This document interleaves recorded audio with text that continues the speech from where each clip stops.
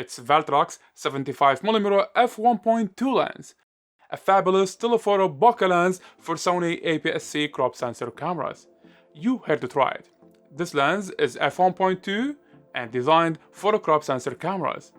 It definitely works on full frame, but the camera will jump to 1.5x crop sensor mode, leading to about 110mm focal length and a bokeh look of f1.8. So in this video we'll put the lens on test, make some portrait photography, check out the build and image quality, walk through the sharpness, and finally compare the 75mm crop sensor lens to an 85mm on full frame. So you get an idea if the Viltrox 75mm f1.2 crop sensor lens can outcome an 85mm f1.8 on a full frame. Now head off to my Instagram account. I make short reels briefing the key points of each review. It's Omahi, let's get started.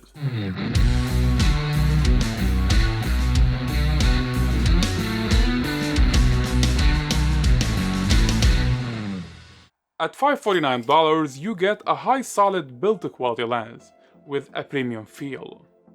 The version I have here is for E-mount cameras and technically supports crop sensor cameras. It works on such Sony FX30, all 6000 series, including the 6600 camera and the ZV series, and probably more bodies in the future.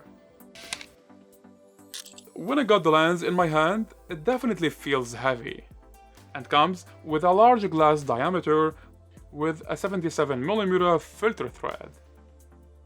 It got a custom button, an aperture ring if you wish to change the settings from the lens itself.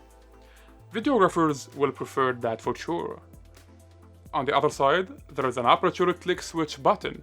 When it's on, you physically feel the aperture ring clicking anytime you play with it, so you know it's changing. Large aperture lenses are known for being heavy. Here the lens weighs about 750 grams, 1.65 pound. That's including lens hood and both caps. Now when Viltrox 75mm f1.2 is mounted on my Sony 6600 camera, it changed the camera look completely and the handling experience positively. This small body now feels substantial. The only way to check the lens performance is to put it on test, but it was pretty hot here in Dubai during summertime, and definitely shooting outdoors isn't an option in my book. So I managed to create an indoor studio setup. Here is Jenny, a talented singer, and we decided to make some images for her modeling portfolio. I got a 3-light setup, Godox AD100 with 90cm softbox on the top, Godox AD200 Pro with a large strip box on one side, and Godox AD300 Pro with a gobo setup on the opposite side. To my surprise, this lens is quite sharp and was able to feel that from the first few shots I captured. Let's start with the image quality at f1.2. See the amount of bokeh? It's appealing, no doubt.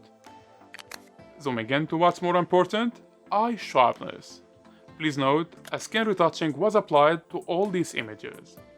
Check how sharp is this 75mm Viltrox wide open at f1.2.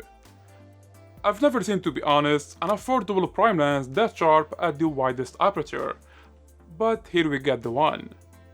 This 75mm Viltrox did a great job. And I'm not gonna be checking the sharpness on edges and sides, as I'm sure with such a telephoto lens, these areas will be 100% out of focus. But I should highlight that when trying to frame a medium full shot, like this one for example, I had to step back far away, probably about 5 meters or so. Is that an issue? I can't tell. It depends if you got a free room. Although it's a 75mm lens, it's equivalent to 113mm on a full frame camera.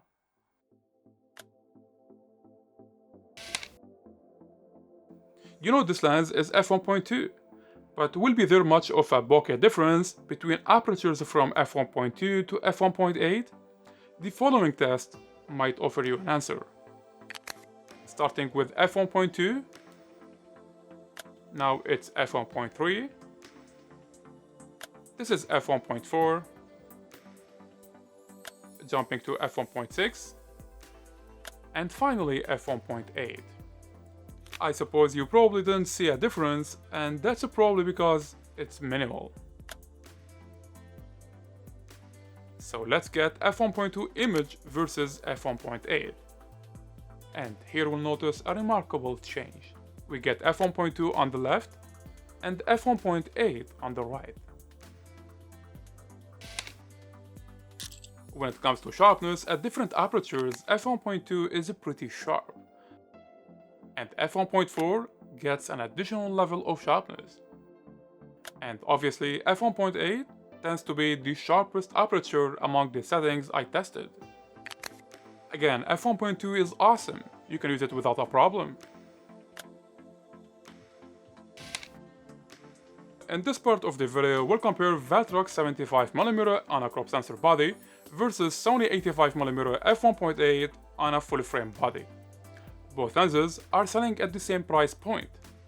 So when I got the images at the widest aperture from the two lenses and put them side by side, the 75mm Viltrox f1.2 is remarkably sharper than Sony 85mm f1.8.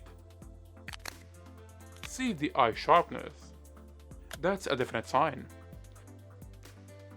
And when jumping to bokeh, the 75mm lens has a slightly more bokeh at such f1.2 aperture.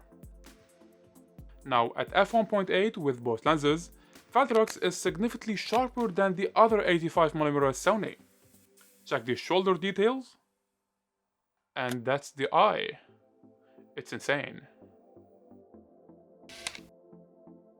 Now when it comes to my opinion, this Viltrox 75mm f1.2 is a high quality lens, and investing in such a gear is an added value for your equipment.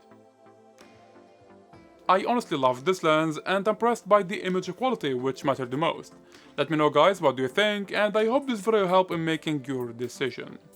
I'm here to share my experience with you, and I might be unable to upload on a regular basis in the future, but will appreciate you subscribing to the channel. It means a lot of support to me. Show me a thumbs up if you find this very helpful, and bump that subscribe button for more camera gear reviews. This was Oma, and see you in the next one.